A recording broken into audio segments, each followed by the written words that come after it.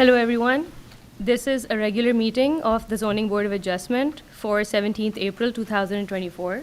Notice has been given in accordance with the Open Public Meetings Act by posting a copy of the notice on the first floor of the municipal building and sending a copy to the Montclair Times, Star Ledger, and Herald News. This is a public hearing in which any members of the public are welcome to attend. The meeting agenda is available on the Montclair website, as is the link to the township's YouTube channel, where the hearing can be viewed live or after the fact. The hearing is also being televised on Channel 34. William Harrison? Here. John McCullough? Here. Jay Church? Here. Angela Harris? Here. Jonathan Moore? Jerry Simon? Here. Sebastian Vieira? Here. Michael Sullivan? Here. Janice Talley? Here. Okay.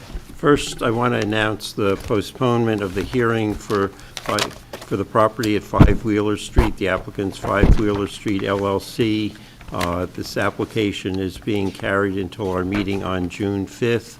If you're here for that application, you will not receive any further notice of the hearing. It will be on June 5th, this room, same time, same station.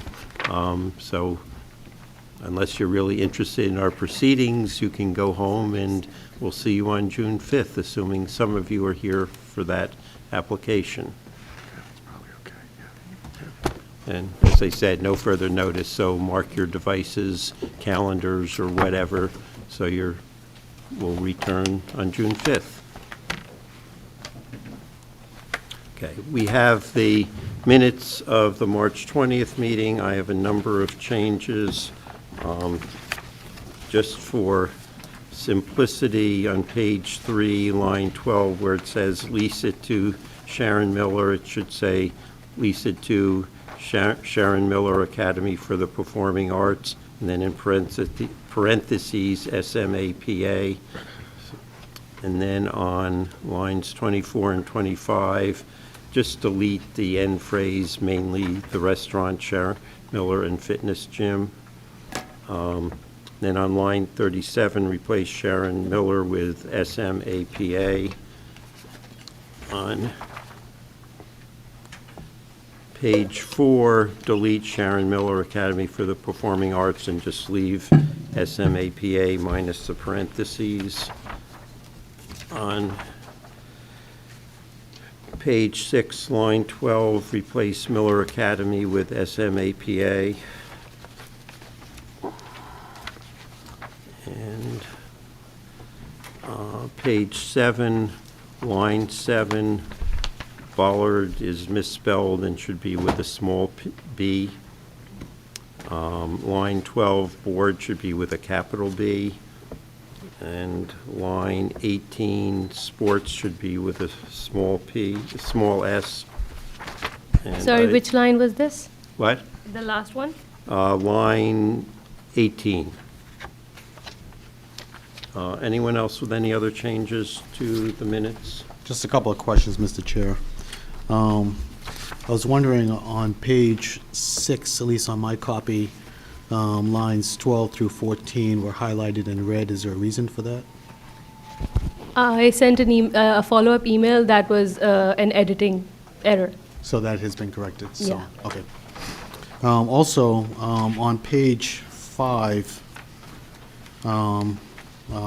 around line 8, where the board had queried about exits and entry, the board had also inquired about security arrangements for the entranceway, and even though it was left to the applicant to determine whether or not that was necessary, that was an issue that was raised. I wonder if that should be noted in the minutes. So what line were you? On page 5, Okay. 8. Are you referring to the question which was asked about the main entrance, whether That's- it will be attended by someone or not? And also whether or not there was any kind of alarm system or any kind of a system to allow people to enter the building or to, yeah, that Okay, was the question. So they mentioned that the area is always attended, I will recheck if they mention anything about the alarm system. Yeah, So- I'll double check. So if they did, you'll add that to the minute? Yes. Yeah, I just wanted it to be referenced in there. I know that it was left to the applicant to determine what the actual arrangement would be, but I do think that it's important for it to be noted. Okay, thank you. Any other changes to those minutes? If not, would someone want to move approval of the minutes as amended? I'll make that motion to approve the minutes as amended. Second. All in favor, say aye. Aye. Any opposed? Any abstentions? Okay, and then we have the resolution for the property at 6-10 Erie Street. I don't have any changes to the resolution. Does anyone else have any changes? If not, someone want to move approval of the resolution? Move to approve the resolution. I second. All in favor, say aye. Aye. Any opposed? Any abstentions? Okay. Next, we have the appeal of the zoning administrative decision involving the Aubrey Sports Complex. We want to figure out how we can do this most efficiently, so we're not here until 2 a.m. So first, for the residents who filed the appeal, is there going to be one person who will be your primary spokesperson? Yes. Okay, want to identify yourself for the record? Yeah, Rob Bullen, 17 Champagne Terrace. You want me to speak now? But no, well, why don't you come up and identify yourself on the record so the little machine and the TV audience and all your fans can... Robert Bullen. Is that? There's a button. Yeah, turn the Okay, thank you. Robert Bullen, 17 Champlain Terrace. Mr. Pullen, it's Pullen, is that correct? B-U-L-L. B-U-L-L-E-N, okay. And you're at 17 Champlain, that's correct? Correct. And I'm just going to, for ease of the process here, I'm going to swear you in at this point. So would you raise your right hand? Do you swear to tell the truth in the matter pending before the board? Yes, I do. And while we're swearing people in, I'm going to swear in two Montclair officials. So would you both raise your right hands? Do you swear to tell the... Richard. Oh, Richard.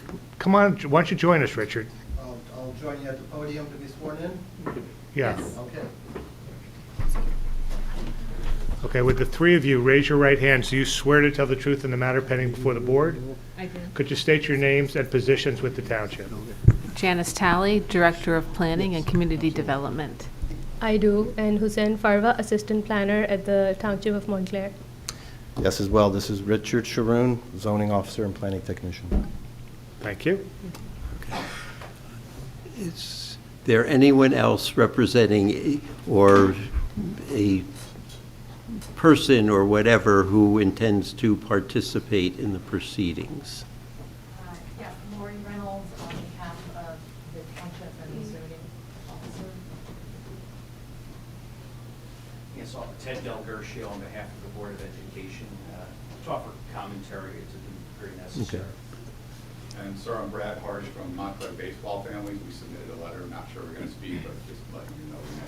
Okay, are you all speaking as attorneys or as human beings to distinguish? Both, but I'm here tonight on behalf of my client. I got it. Same capacity. And the same here, so.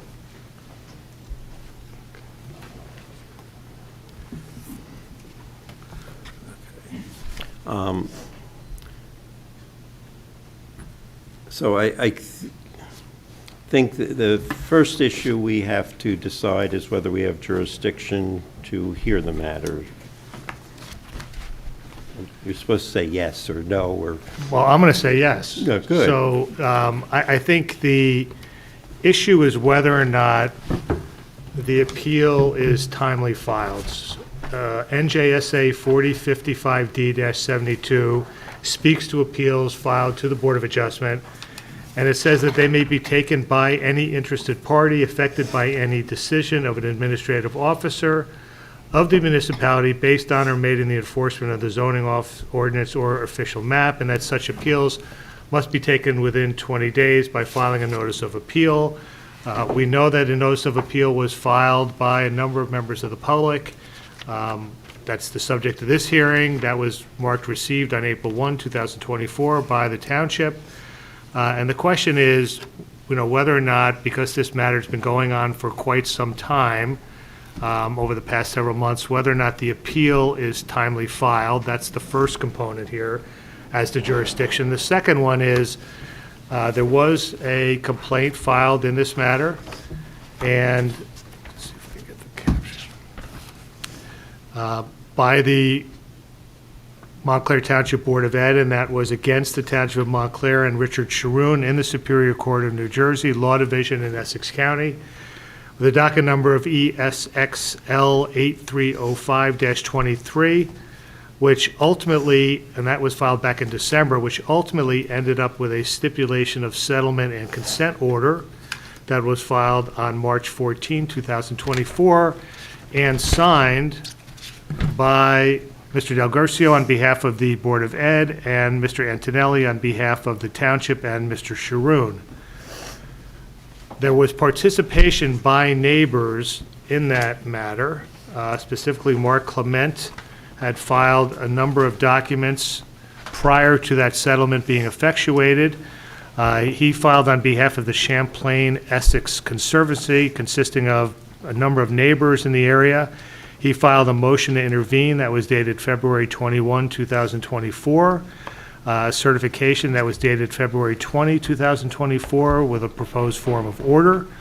A complaint in intervention pursuant to Rule 4:33, dated February 20, 2024, and a correspondence to the Honorable Stephen Petrillo, dated February 28 and March 14, 2024. So the question also is whether or not the extent that the neighbors participated in that complaint precludes them from filing the notice of appeal. So before we go anywhere, we have to determine we have jurisdiction to hear the matter. I guess I should back up a step. You want to go through and detail the items that comprise the record before us? Right. I'll try You and do did it. some of them. Yeah, I'll try and do it in chronological order. So we'll put aside the documents that were filed by Mr. Clement because we already went through those.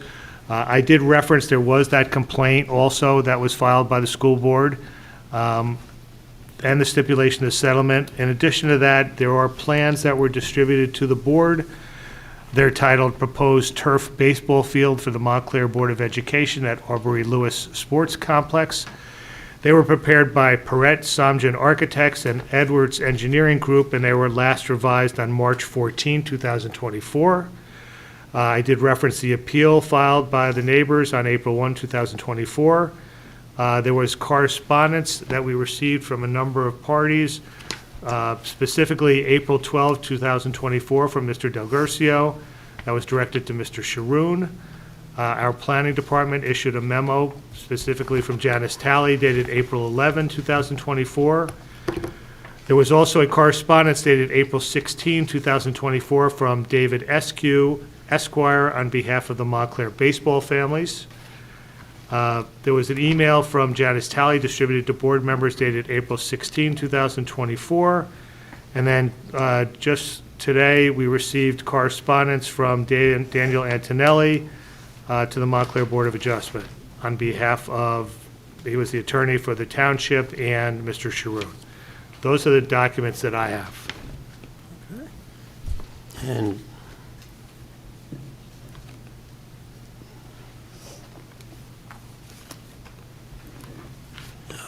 I guess, Mr. Bolin, is there anything you want to say in terms of whether the appeal was filed on a timely basis?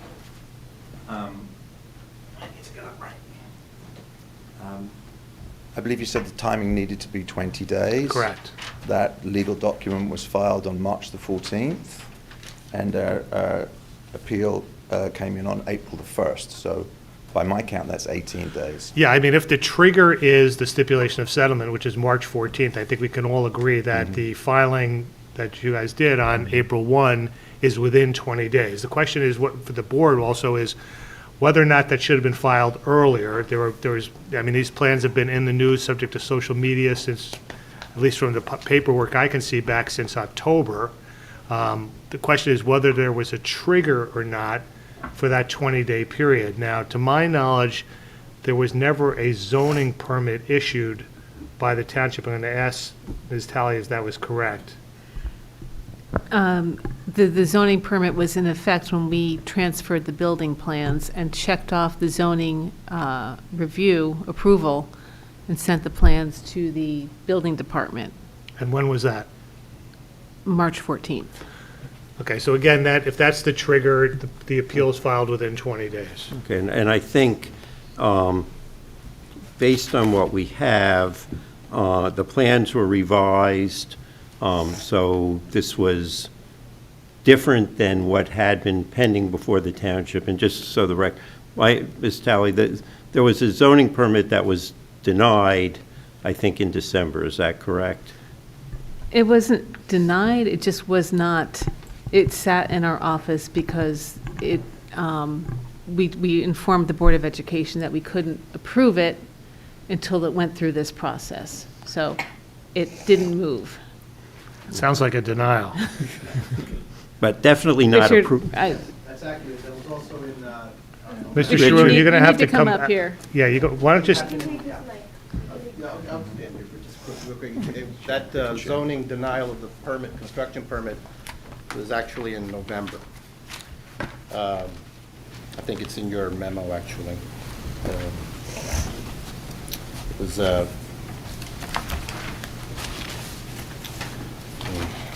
was in November. It was either November 14th or November. Yeah, I think it's in my, Yeah, you had mentioned, in your memo, you talk about November 6th was your. that was my email to the Board of Right, Education. and that was in advance of the permit being filed, You notified the contractor on November 22nd November 22nd, so.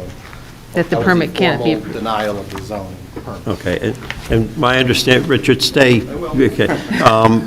My understanding is subsequent to that date, as part of the settlement process, the plans that were received in, I guess, November were revised. Is that correct? That's correct. And those revised plans are what were signed off on by the planning officer, by you, on March 14th. Is that correct? Correct.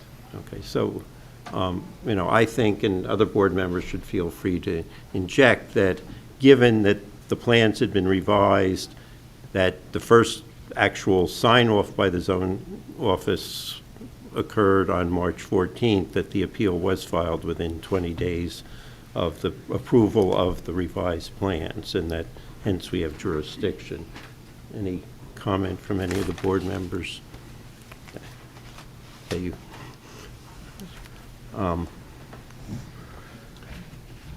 And then the second part of that was whether or not, because there was a complaint filed by the Board of Ed against the township and Mr. Sharoon, question is, were the neighbors obligated to get into that battle, and to what extent they participated in that litigation, and whether or not they're somehow precluded from filing this appeal. We know from the documents that I identified earlier that they did attempt to intervene. In fact, there was a motion to intervene that Mr. Clement filed.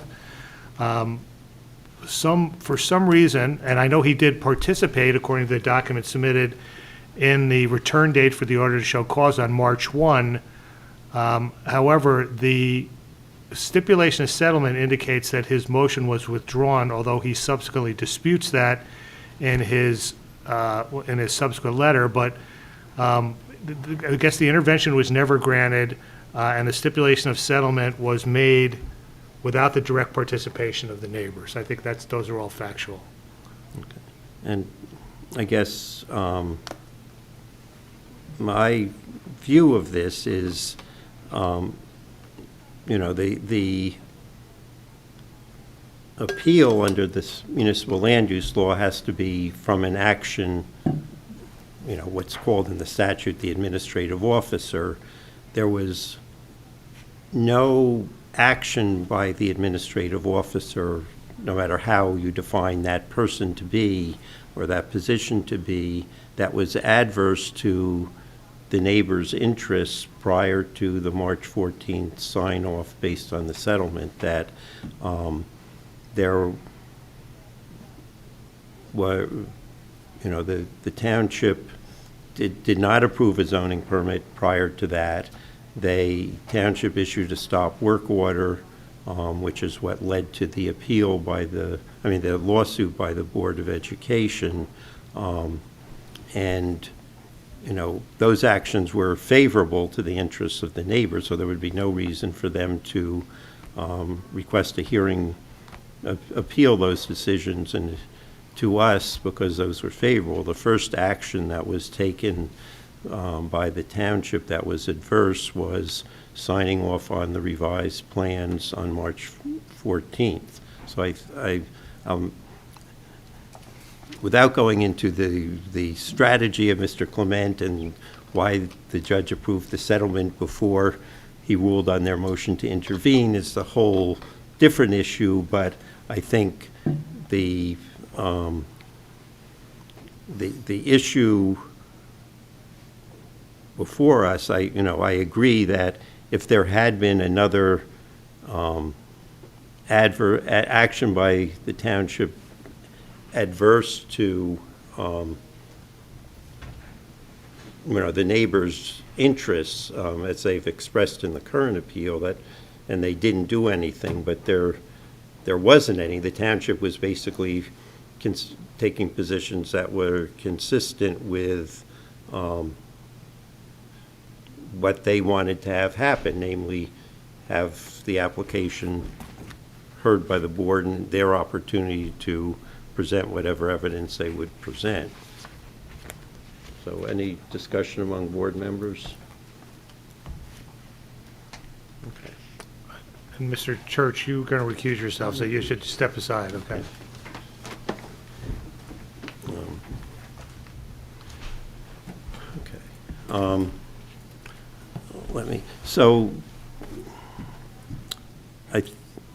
Anyone object to our determining we have jurisdiction to hear the appeal? I guess I'll do it that way. No, I don't. I guess the question that's stirring in my mind is, do we need an action that says that we believe that they have acted within the time frame that was allotted? Yeah, I mean, we can do it by motion. If we want to do it formally, it could be a motion that the board determines that the appeal was filed in a timely fashion and the board has jurisdiction to hear the case. And that would allow us to move forward with this process? That's correct. I so move. Is there a second? Second. All in favor, say aye. Aye. Any opposed? Any abstentions? Okay. Now, we're going to hear the appeal. Let me be very clear. This is not a hearing on the plans. The question that's raised by the appeal is, should the zoning permit not have been issued, should have been denied?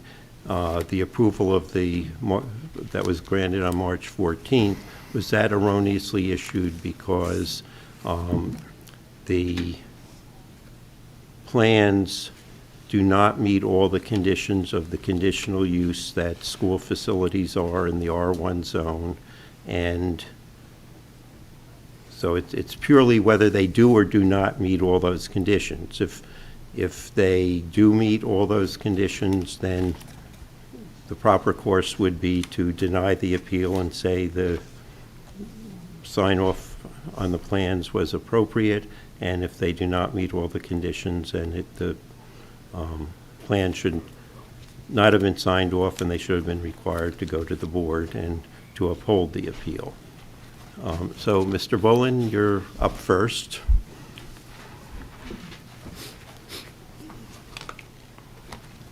I will try and edit this a little bit because some of this has already been discussed. So if I stop for a second, excuse me.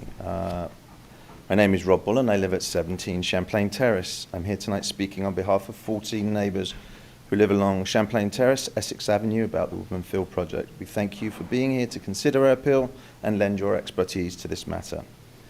I would like to start by saying a new baseball field should be built. Many of us voted for the bond. We support Montclair schools. We have children in the Montclair schools, and we support Montclair athletes, and we hope that all the athletes have appropriate fields and equipment for their respective sports. To that end, for the past 12 months, we've tried to engage with Dr. Pons and the Board of Education members about the proposed field to hopefully work through and get a field built where no variances are needed, and where that would be a minimal environmental damage on an already contaminated site, which is located in an environmentally overburdened area of Montclair. In the fall of 2023, we began familiarizing ourselves with the municipal land use.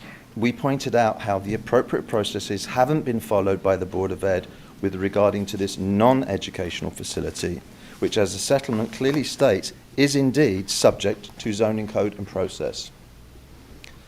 Neighbours also engaged with the township, imploring the town council to abide by municipal law, to follow Montclair code, and insist that the Montclair School District go before this board for review of the Woodmanfield plans. As many of you know, the BOE sued the township in order to avoid going through the zoning board. Unfortunately, as much of us were in favour of working this issue out without costs to the Montclair taxpayers, our rights as residents have been violated and town code was not being followed. The neighbours filed a third-party right to intervene, which the township supported. The town and BOE were urged by Judge Petrillo to work this out. As such, on March the 14th, the township and school district settled the case, one day before Judge Petrillo was to rule on our third-party intervention and without a single code violation being addressed. We are not lawyers, but it's common sense that a settlement between two parties cannot violate the rights of a third party. And that is exactly what happened here. The settlement turns a blind eye to municipal laws and by doing so violates the rights of an entire neighbourhood, its residents. And as such, 18 days later, we filed an appeal. In a town mired by lawsuits, environmental rights have been violated, public health ignored, and now our property rights are also being violated. Neighbours' only option was to file this appeal of the zoning office decision that was made without the esteemed members of this non-partisan board's review. We believe there are several zoning violations with the field plans. We are concerned about the lack of studies and surveys that were required before construction and not done, the lack of oversight going on with construction, and we would like to raise some other relevant and future concerns. So going into those zoning violations, is that something you want me to do at this point? Rough? I would not call them violations, but what we need you to do is to indicate on the plans that were signed off on what aspects of those plans are inconsistent with the requirements of the conditions of the conditional use. Okay, I could do that. Number one, setbacks. Montclair Code says all outdoor play areas are to be set back a minimum of 50 feet from the street or property. In the current plans, the baseball field is reorientated facing north-northeast and positioned along Essex Avenue and Champlain Terrace. Not only is the field moving closer to residents' homes, but dugouts and batting cages are being added and 3 sets of bleachers are being built. The violations are as follows. On Essex Avenue, the building for the dugout and storage closet is set back only 17.6 feet from the property line. Additionally, the bleachers, although not dimensioned on the drawings, are set back even closer to that property line. On Essex Avenue, the home plate bleachers, although not dimensioned on the drawing, appear to be set back approximately 12 feet from the property line. On Essex Avenue, the concrete slab is set back only 8.55 feet from the property line. On Essex Avenue, the 40-foot fence that defines the play area is set back only 30.55 feet from the property line, as is the play area of the baseball field. On Champlain Terrace, 20-foot ball catcher netting is connected to the 6-foot chain link fencing, creating a 26-foot fence at the property line. On Champlain Terrace, the right field warning track play area, although not dimensioned on the drawings, appears to be approximately 15 feet from the property line. In essence, the home plate was previously approximately 800 feet from Essex Avenue. Now it will be 30 feet. The following issues should be noted. The new field measures 365 feet from home plate to centre field. The New Jersey State of Interscholastic Athletic Associations only requires a minimum of 350. This is significant because a smaller field could allow for it to move and not require so many variances. Okay, Mr. Boland, this is just an opportunity to go into the inconsistencies, not whether they're good, bad, indifferent, what else could be done. It's just whether there are deviations from the conditions of the conditional use, whether... I will try and limit it to those then. Apologies. Right, and Mr. Boland, these violations that you just set forth, they're all included in the notice of appeal that was filed, correct? I'm not sure if the actual numbers were quoted at that point. I'm looking at numbers. It seems to me there are numbers in Maybe here. we're... That one I was just quoting was 347-12 Yeah, but- brackets 2, and that was particularly on setbacks. Okay, you started off, one of the conditional use requirements for this facility, if deemed applicable, is that there has to be, the outdoor play areas have to be a minimum of 50 feet from any street or property line. And you indicated that. Yeah. And then in your appeal, you set forth 3, 4, 5, 6 examples of, improvements that are located less than 50 feet. So you've successfully done those. So the question then, is there any other ordinance provision in the Montclair Code that you're indicating is non-compliant by the plan? Yes. Okay, so why don't you go to that? Fencing. There are several codes pertaining to fencing. The general rule is that no fence shall exceed 7 feet. In our opinion, the violations are as follows. On Essex Avenue, a 40-foot high fence is set back just 30.55 feet from the property line and runs the length of 8 homes and exceeds 7 feet. On Champlain Terrace, a 26-foot high fence is set back just 9 feet and 9.63 feet from the property line and runs the length of 6 homes and exceeds 7 feet. It also should be noted that there are 2 40-foot fences to be erected at Woodman. The first along Essex Avenue, the second will be in the middle of the field, separating the track from the new baseball field. So those code numbers are all on 347-27, and that's A, 2, C, and E. All right, and they're contained in your appeal also. We have those.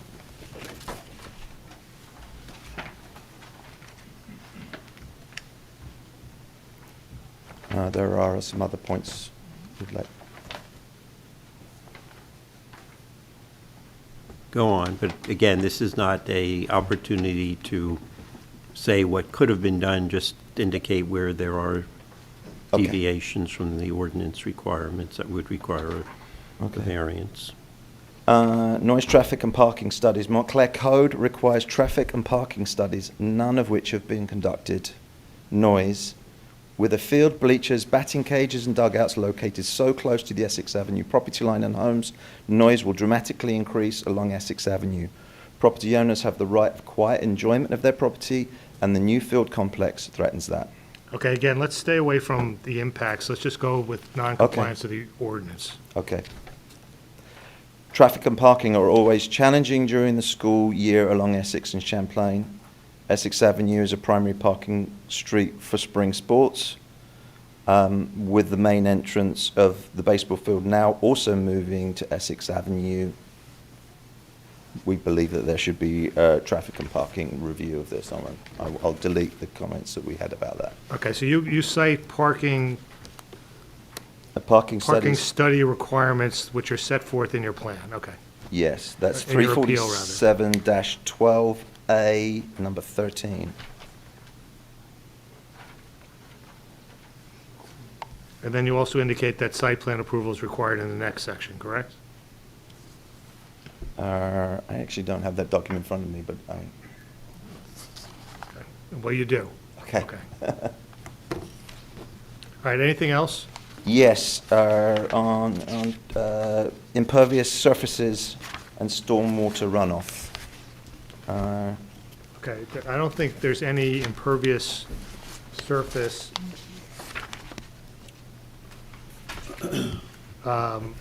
claims in your appeal. So is Right. this something else? I mean, I have it here, I can tell you what it was, it wasn't listed. It's under 347-1210. Okay, maybe Ms. Talley can help on that. Is there any impervious coverage requirements in this zone? Which one are you, in public, in P zone or in the Essex? In the school zone. In the school zone. It's under 347-12, number 10. The maximum permitted impervious surface coverage shall be 70%. And you think that this is greater than that? Yes. I actually have, well, it's a drawing, but you can see. This takes up the percentage quite dramatically. It is a section in the code for schools. What section is that? 347-12, Number 10. A10. Mr. Bullen, anything else? We're concerned about stormwater control. There's been no review, been no stormwater management plans drawn up, and this board has not been able to review said plans.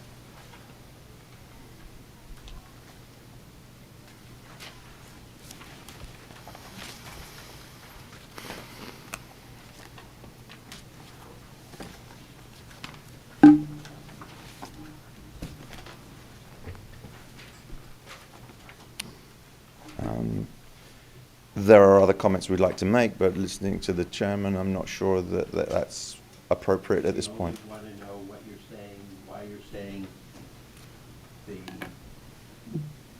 sign off on the plan should not have been given and they should have been referred to the board because they were not meeting the ordinance requirements. Okay. I think the other things, if we get an opportunity to say them at a review of that, we'd like to voice those concerns. If we decide to uphold the appeal, that you will have, when they submit an application,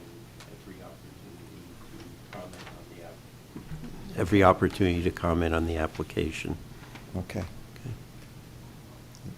Okay, any board members have any questions for Mr. Bolin? I wanted to see the drawing that you had. Mm-hmm. Yeah, I just want to caution us, we're not going to get into the detail. You can certainly look at the plan, okay, with the Okay, drawing. So this is But actually from your website, I do believe, and it actually shows in dark gray the current impervious fields, which is Fortuna Field, the sports complex, and also the running track and football field. And this roughly drawn area is where the baseball field is going to go. Oh. So it. Thank you. Okay, any other question? Mr. McCulloch? So Chairman, you can tell me if this is in order or not. I just was wanting to understand what was the reference to soil contamination? In the appeal? It was introduced, I don't know if, I just don't understand why that comment was made, and so. Oh, soil contamination? Yes. Because Woodman Field was a proven, had proven soil contamination from historical records.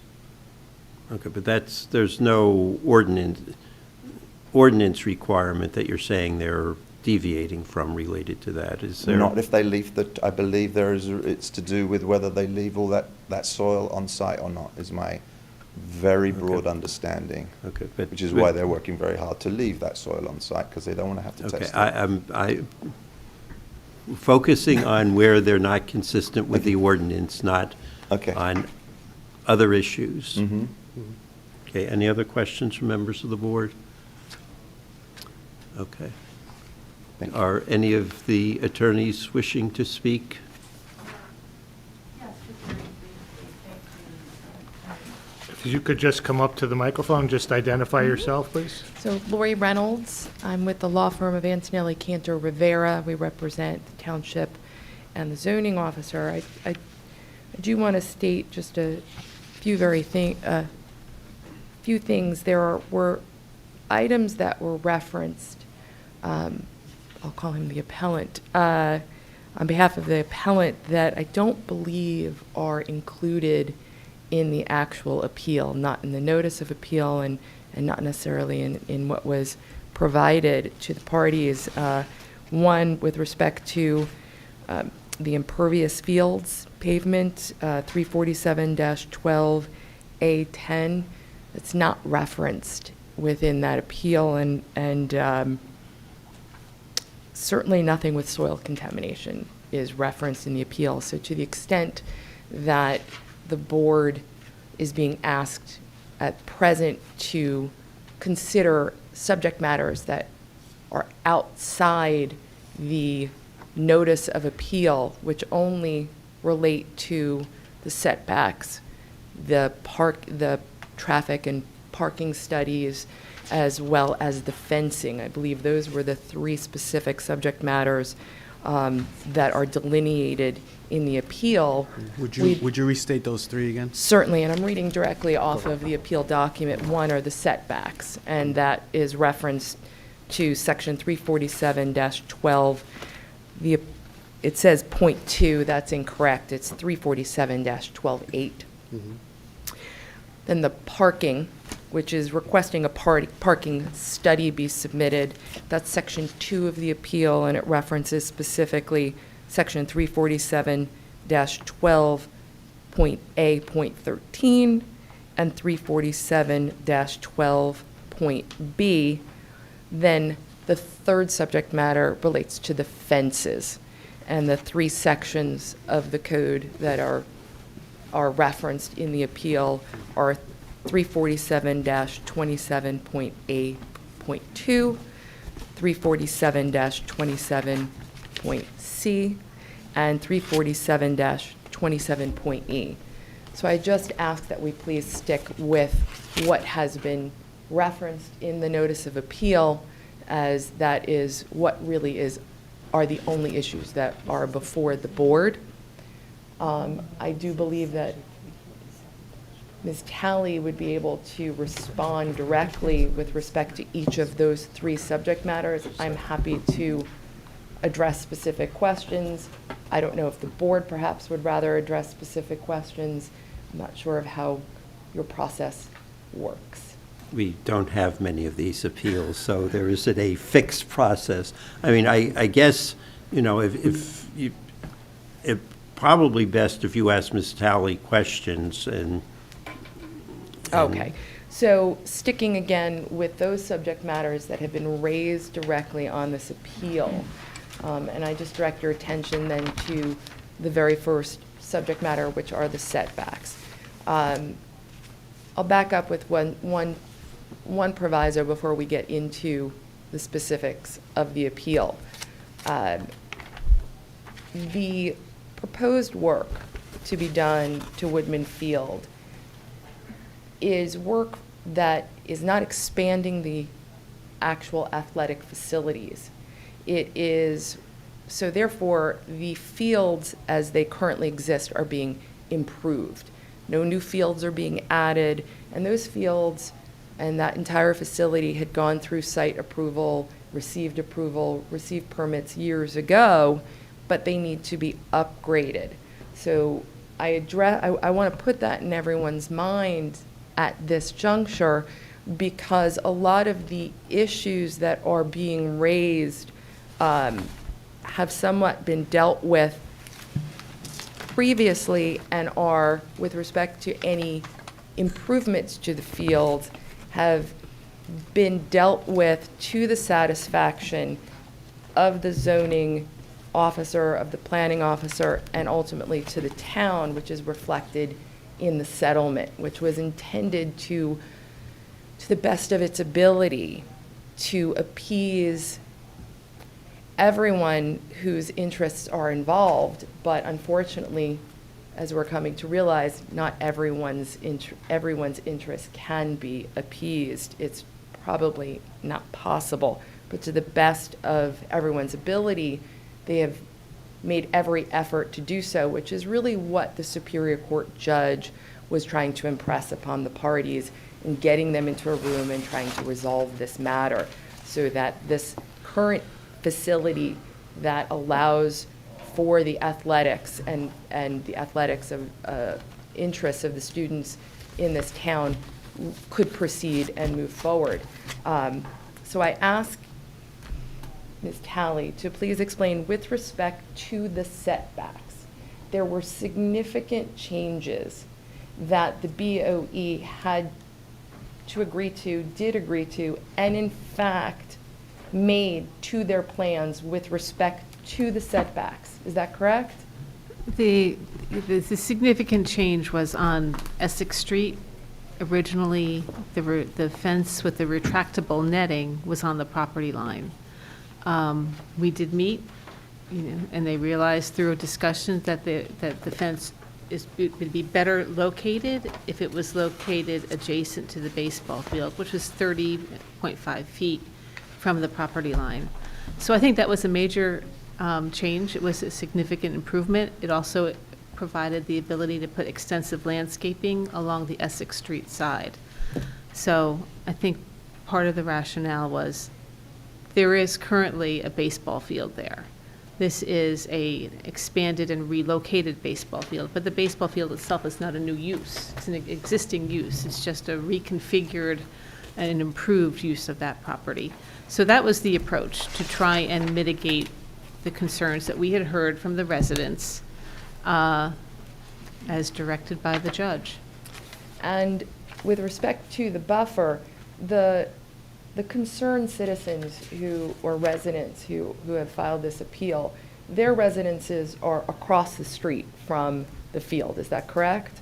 Yes, on both Champlain Terrace and Essex, the field is separated from the residential homes by streets on both sides. Right, so roadways on both sides. So really, in essence, isn't there a greater buffer between, granted not going strictly by the property lines, but considering right-of-way of the roadways?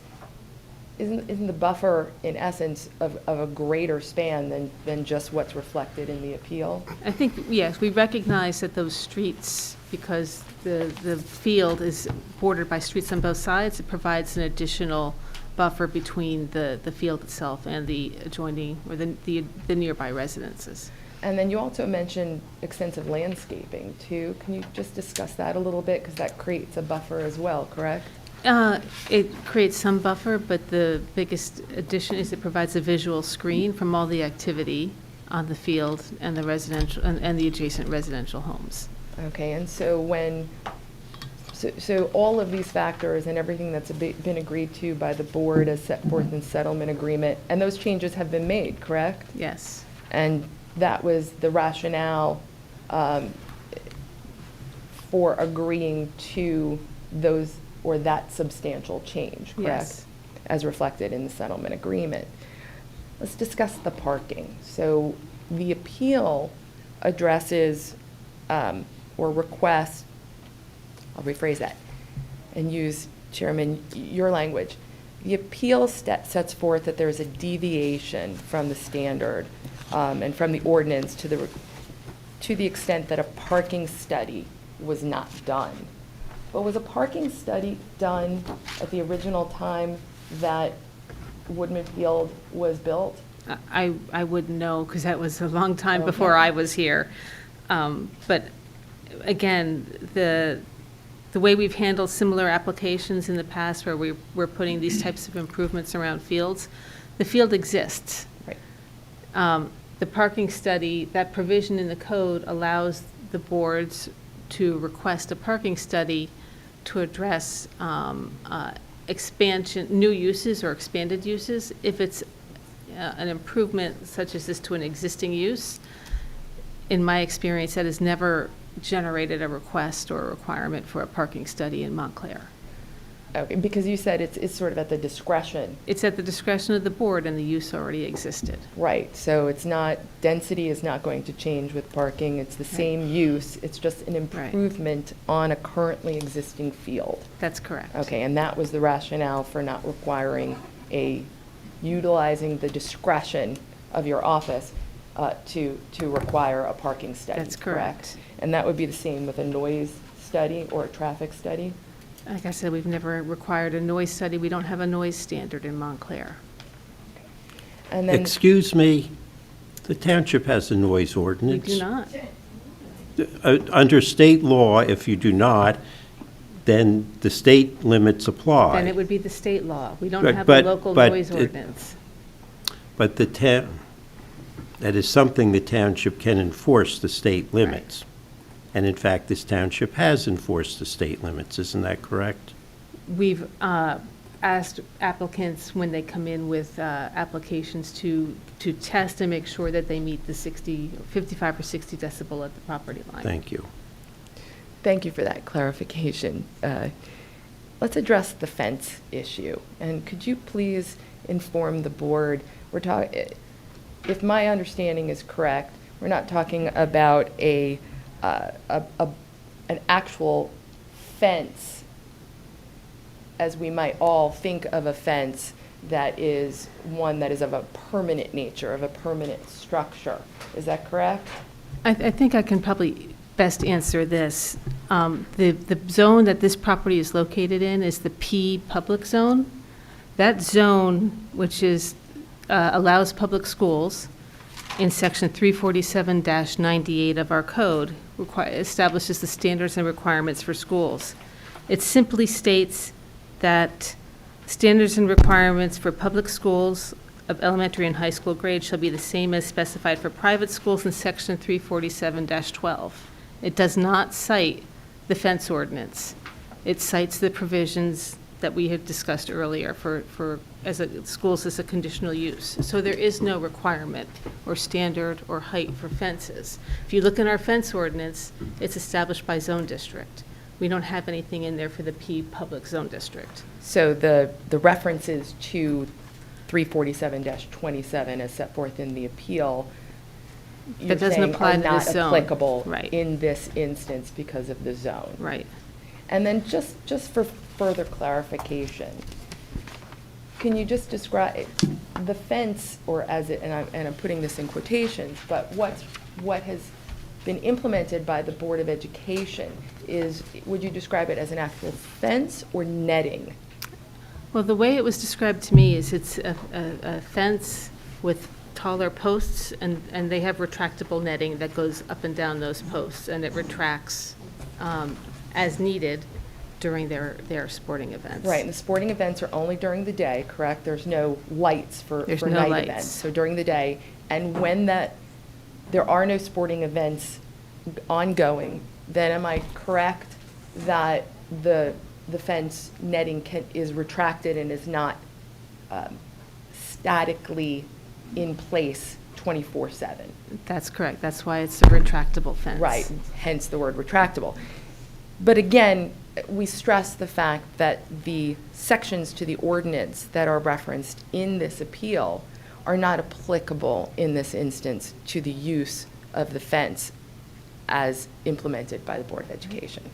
Those are the only three issues that have been raised under this appeal, and I thank you for your time. If you have any further questions for myself or for Ms. Talley. You're saying that the setbacks were improved. You're not saying that the setbacks conform to the ordinance, are you? I think Ms. Talley can They do better say not that. conform to, they're not within, they exceed that 50-foot setback. Yeah, I mean, Ms. Talley, you sent the board a memo on April 16th. You reviewed the revised plan, Yep. and you indicated that there were 5 areas of nonconformance. One of the conditional use standards is that there must be a 50-foot setback for the outdoor play equipment, and you identified in that email those 5 areas. 2 of them deal with the fences. One is a 40-foot tall retractable fence is located 30.55 feet from the Essex Street property line, and the other one is a 20 feet tall retractable fence is located on the property line along Champagne Place. That's 2 of the 5 Right. nonconformities you identified. That's correct. Okay, can we just go through the other 3 too, so Yeah. we can make it clear? So I'll just read your memo. The 8-foot tall dugout, 8 foot wide by 40 feet long, is 17.5 feet from the Essex Street property line. There are 2 sets of 9-foot tall bleachers measuring 41 feet in length and 11.5 feet in length, and they're located 12 foot and 17 feet from the Essex Street property line. And finally, part of the outfield is located within 50 feet of Champlain Terrace. Those are the nonconformities with the conditional use standards that you identified, correct? That's correct. And hearing what you've heard so far, that's correct? That's correct. Okay. Can I ask a question? And it's a basic question, but why are we reviewing these improvements as a private or public school. It doesn't matter. What do you mean? What, you mean, what, are you asserting that they're somehow exempt? Well, it's not a building, it's not a school, they're baseball fields. Right. So why are Well, we? I think we're going to get to that issue, but yes, we will. We're going to address that. Okay, because to your earlier point, Ms. Talley, you know, the 50-foot setback is in the conditional use section of the zoning ordinance. Right. Doesn't necessarily apply to the P-zone, it appears to me. So I guess I think it I'm does. confused. The P-zone specifically references that section of the code where we have the conditional use requirements for public and private schools. But this isn't a school. I guess that's my Okay. confusion, yeah. Mr. Chairman, just a question for Ms. Talley about the parking, I'm sorry, the parking or traffic study, I guess. And that is, did I understand correctly that you were noting that, I mean, even though, of course, the traffic study that was done originally when Woodman Field was constructed, you wouldn't have access to what that looked like. But are you saying that there would not be the necessity of further study because a precedent has already been set? Or there's nothing there are no requirements for doing further studies of traffic because it's already a pre-existing condition? Well, it's, honestly, the way it's worded is at the discretion of the board. Okay, and when we've reviewed a similar application where we had, for the MKA, they were putting in fencing, improving some of their existing fields. We did not require a traffic study or a parking study. The use was there. And the same approach applies here. The use is here.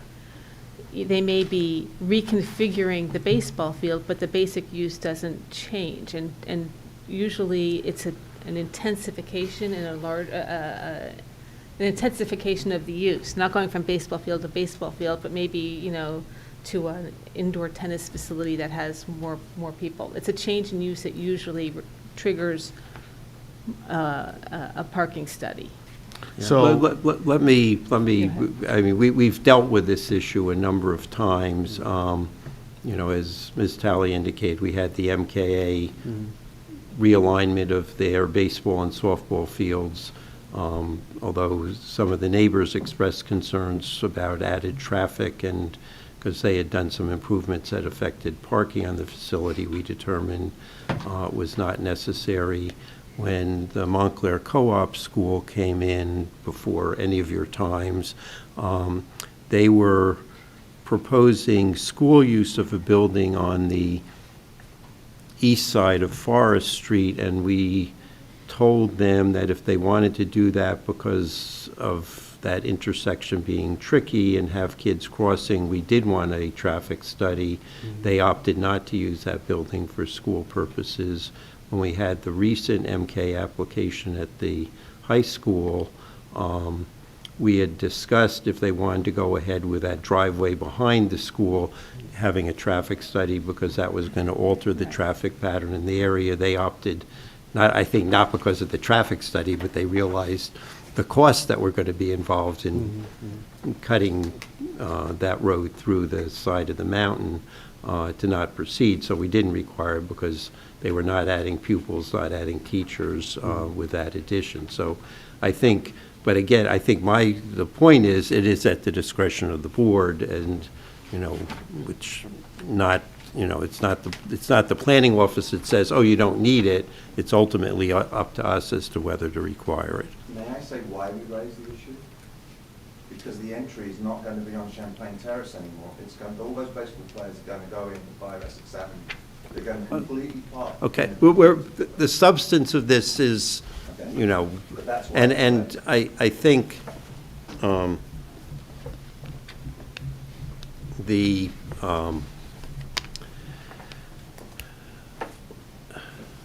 mean, ultimately, all we need to determine that is if the project and there's some other issues, as Mr. Sullivan said, we'll get to later, I assume, but if the project is not, does require a variance, then we can determine that to uphold the appeal and require them to come here. Any further questions? Ms. Talley, you have anything further I that you do want to not. add? No. Okay, then thank you for your time. Any of the other attorneys wish to speak?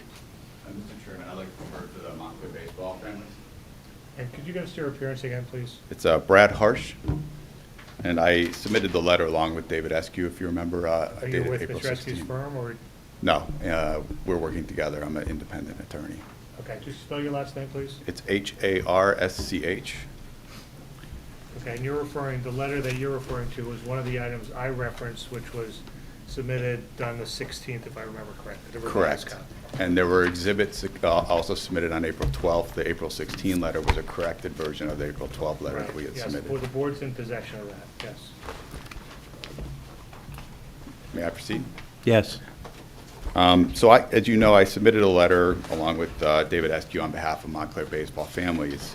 And the crux of the letter, and this is something I want to remind everybody here, is that the premise of the assertion of authority by the zoning review board to the BOE was that the Woodman Field project constituted other facilities, quote, other facilities under the Educational Facilities Construction and Financing Act.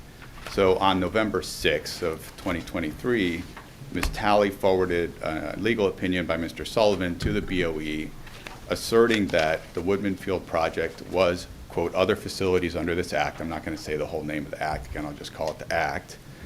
And the premise of the assertion of authority was that it was other facilities. That was November 6th. The project was already underway. When the litigation was commenced, the whole crux of that litigation was whether the Woodman Field project was other facilities under the act, in which case everybody agreed that the zoning board had authority to impose some setback requirements, impose different requirements, or whether it constituted school facilities project under the act, in which case everybody agreed that the project was exempt from zoning requirements. And when I say everybody agreed, the township had that position. As everybody in the litigation agreed that that's what the real question was. So if it's school facilities project, that it's exempt from zoning board review. This board doesn't have authority to impose requirements. If it's other facilities under the act, it does. So at the time, that issue was never resolved in the litigation. But since then, we have found a determination letter by the New Jersey Department of Education. It's dated September 1, 2022. It wasn't presented in the litigation. As far as I know, it wasn't presented to Mr. Sullivan when he initially made that opinion on November 6th. The first time that I'm aware it was presented to anybody that was making these decisions was when we submitted our letter here. It's a letter by the NJDOE dated September 2022 in response to an application by the BOE for this project, the Woodman Field project. And what the BOE did was it said, New Jersey DOE determined for us whether this is a school facilities project, and if so, whether it's eligible for financing under the act. The New Jersey Department of Education did so, and they made an explicit finding that the Woodman Field project is a school facilities project under the act. So in our view, that's dispositive. The debate is over because of that finding, because everybody agreed that if it's a school facilities project, the board or the town and the zoning board have to defer to state's authority. And the reason for that, I think, is we make clear in our letter, is that the state has authority over the townships. The townships are preempted when the state exercises its authority to authorize a school facilities project to be built. So that is our position. The appeal has to be denied because this board does not have authority to impose those types of conditions on the Woodman Field project.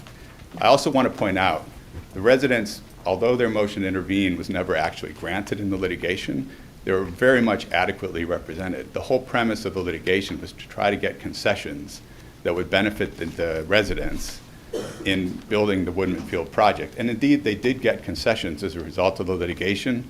So netting was moved further off the line. Even during the BOE project, they got various concessions. The size of the field was reduced from 385 to 365. So this idea that they haven't been somehow like adequately represented isn't correct in my view. So I just want to present that's our position for the Montclair baseball fans. Okay, I have some questions for you. Sure. First, I should say, earlier in my life, I was both a baseball brother and a baseball father, and the field has been in need of improvement for decades, and we're not at all questioning, the desirability of the project. I think a variety of decisions were made, not by us, obviously, because it's the first time we're involved, but that precluded the field being ready for this year, and hopefully everything will happen so it'll be ready for next year. But I am fully aware of the problems with the field, and but not relevant to this. But just this is, and when I talked to our son about, it's not the substance of this, but he said the field was the worst field they played on of all the schools, including going to the poorer districts, was the worst field they played on. And okay, the letter you refer to from the Department of Education. One, in my view, that letter is purely referring to funding eligibility, what costs the state would partially reimburse the township's debt service for. Under the Bond Act, one of the issues that was raised when that was before the voters was, to what extent would the state be reimbursing the interest payments on the debt? And that was the purpose of the submission. That is what the letter addresses. But even accepting your view that, and two, I don't think the Department of Education gets to go contrary to what the case law is, and I think what the clear reading of their statute is. But even accepting your view, they proceed to say these are ineligible scopes of work. And again, it's referring to funding eligibility, reimbursement for debt service, but it includes a bunch of the facilities we're talking about. Renovation to include the replacement of the natural grass field with a new artificial turf field, new bleachers, pitcher's bullpen, batting cages. Those are some of the things that are being said are not within the required setbacks. So I'm not sure how you take that letter and say that's a determination on what's subject to us. The other part of this, and Sir, do you mind if I answer them serially? Sure. 'Cause I'm not going to remember each of your questions. Okay, go. If you don't mind. And I didn't mean to interrupt or be rude. I just want to make sure. No, that's okay. Okay. So on that first point, the New Jersey DOE couldn't have reimbursed any of this unless some of it was designated a school facilities project. So it's a school facilities project. None of this would have been eligible for any funding if they didn't make that decision and if it wasn't correct. This body has to defer to the New Jersey Department of Education's finding on that. It's a state body. This local body doesn't have the jurisdiction and authority to override that determination by the Department of Education. The second point is there are some items in there that are bolded and found, quote, what they say is ineligible. If you read the letter, it never says that those items are not also a school facilities project. What they found was that those items were not eligible for state funding as preliminary eligible costs under Section 16A 7G7. So those components were eligible because under 18A 7G7, preliminary eligible costs are approved for a rehabilitation project only for the purpose of keeping the school building functional for its original purpose. And the letter makes clear that the ineligible components are still part of the approved school facility project. So all of it is a school facilities project. That was the response to your Okay, points. and the other thing the letter says is, condition of department's approval. All needed outside agency approvals are required before the project may go to bid. And I do not view that as saying, except for this. The next statement on that is, if this was a school facilities project, it did not go to, it would then have to go to the planning board for review. It did not go to the planning board for review. This is not a world where they don't have to do either. They either would have had to go to the planning board for review, and that review would have taken place before the Department of Education would have ruled on it pursuant to the statute. That is the procedure the statute sets up.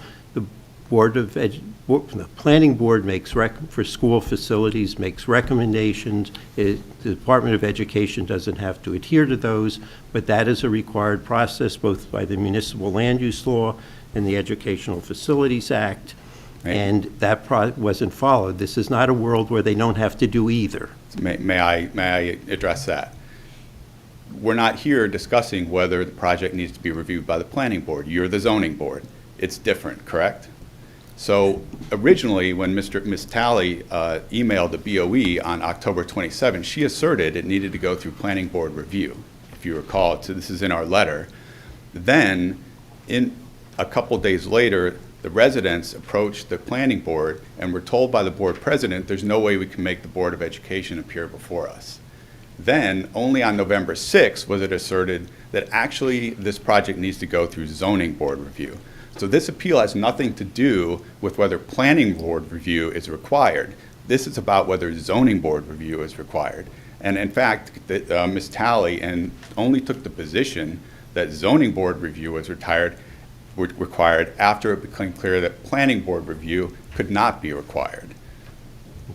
So if you're saying that the planning board review is somehow required, that's irrelevant to this. I don't think it is. I think they are properly here. I mean, I think the issue is properly here. The other question I have is the case that set forth this distinction, and was a case where the Board of Education of Clifton applied to the zoning board, spent multiple years in applying litigation, bounced up to the appellate division, bounced back down, went back through the zoning board. No one contended that the zoning board did not have jurisdiction, and that was for a school building, clearly a school facility.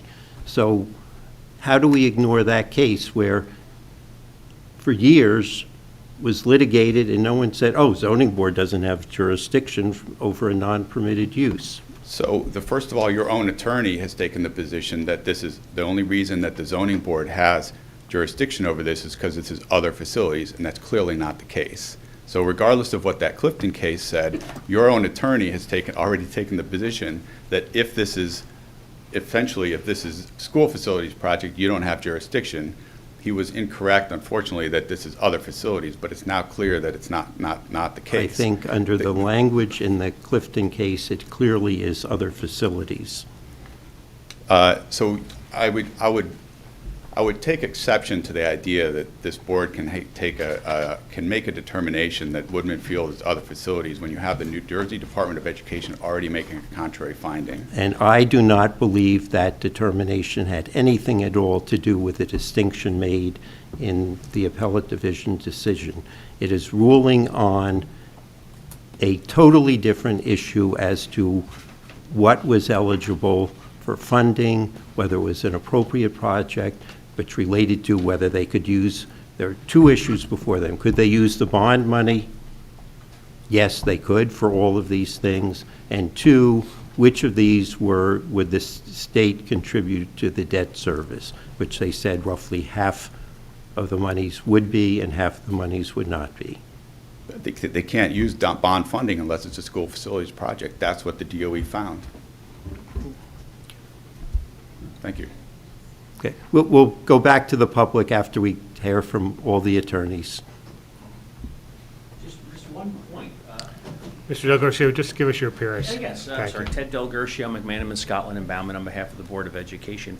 And I think my colleagues covered a lot of ground really well, so I don't want to keep us here any later than necessary. But I just thought a quick point to make on the Clifton decision that I think is important, even if just for the sake of argument, if we assume that the field is subject to local review, I submit that Clifton is fairly clear that in that case, school boards are nonetheless not required to submit to site plan approval nor to bulk requirements. And certainly the one thing I'd point out is Chapter 347, a lot of the requirements we're talking about are bulk requirements. Setbacks are bulk requirements. So I think even if we assume that Clifton applies, just for the sake of argument, I still submit that the setback issue is a bulk requirement and the board need not comply. But is that there a difference between, even though it is argued the same words, between conditions of a conditional use trigger a D variance? Whole different set of standards. They're not just bulk requirements. I would submit, and I've been doing this for a long time, that many, if not most, conditions of conditional use variances contain bulk requirements. And I appreciate that, and I respect that. I just wanted to at least make that point for the record on my read of Clifton.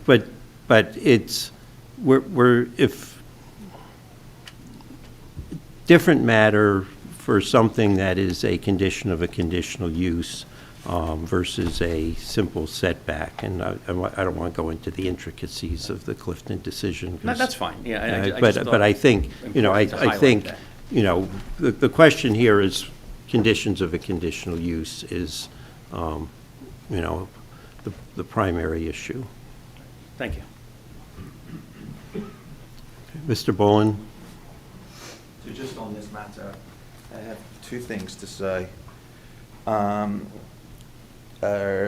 Two people spoke to Bernie Piaia at the New Jersey Department of Education on October the 27th, and he said Woodman was not an educational facility and that he would advise Janice Talley of that. So that's one thing to bring up.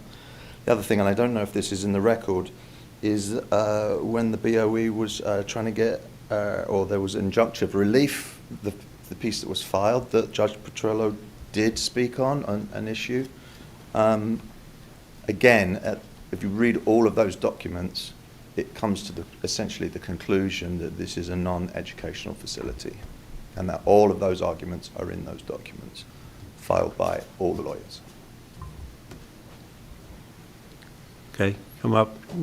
You have to give your name and address. We need to swear you in. Let me swear you in. Would you raise your right hand? Do you swear to tell the truth in the matter pending before the board?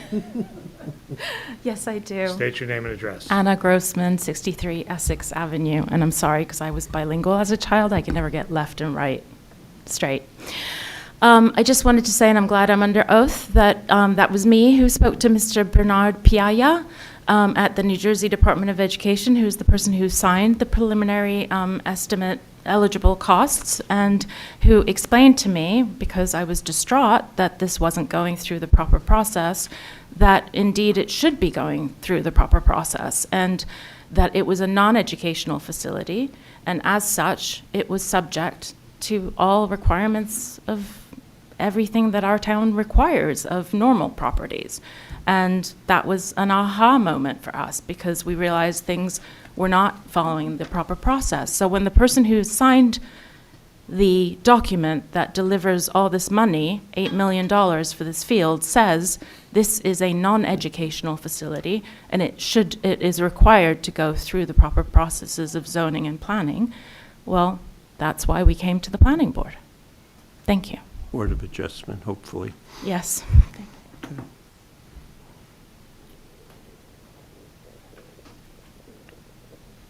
Any other members of the public who have anything you want to say before we discuss and vote on the matter?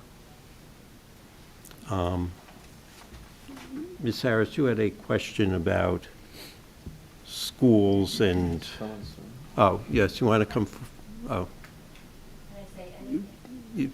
Yes, and there's a gentleman behind you as well who should come up so you're ready as soon as this. Would you raise your right hand? Do you swear to tell the truth in the matter pending before the board? I do. State your name and address. Erin Bullen, 17 Champlain Terrace. I just want to clarify, I'm allowed to say something that's not in reference, not in the exact appeal, that's correct? Yes? Okay. I don't know what you're going to say, so start, and if it's not Okay. appropriate, I will stop Fair you. enough, fair enough. So it's simply that since this appeal was filed more than 2 weeks ago on April 1st, the work across the street Okay, from... that's not relevant. This is not an enforcement board. This board has nothing to do with stopping work, so that's not relevant to the appeal. I'm just going to make a point kind of subsequent to that, if that's okay. Again, I I'm don't not know sure. yet. Go ahead. You could tell me it's bad, maybe, I don't know. But simply that the appeal requires that there's a stop of work, and I think it's exemplary. Right, you sent numerous emails to the planning department, if I remember correctly. You do remember correctly, yes. So, yes, that's what the municipal land use law says. Again, we're not an enforcement body. Okay, so not appropriate for right now. Correct. Got it, thank you. Come up. Would you raise your right hand? Do you swear to tell the truth in the matter pending before the board? I do. State your name and address. John Osborne, 71 Essex Avenue, Montclair, New Jersey. Go ahead, Mr. Osborne. I'm a construction manager. Non-conformance is a bad term in my business. I've managed projects up to $103 million. We really don't write non-conformances lightly. If there are 5 non-conformances, I think they should be considered. Thank you for your time. Okay. Any other members of the public who have any comments, anything you want to say? Anything further from any of the attorneys? Sorry, can I say something? Yes. So, I think it's just a legal point. We need to be clear that the people who were involved in the lawsuit and tried to file the third-party intervention are very different people to the people that signed that document, the appeal. Yeah, I mean, the They're not the documents same. that we got from Mr. Clement, the copies of it, they don't indicate who his clients were, just that entity that I referenced. Okay. I just have a question. Why is that relevant to? I think he's saying those people that were involved in the appeal and trying to intervene were different than us, so don't hold us accountable for what they did. Got it. But wasn't that part of the reason why we decided we had jurisdiction, was Well, because that they were involved in the? The question was whether or not the extent certain neighbors were involved precluded them from filing this appeal, and the board said it did not.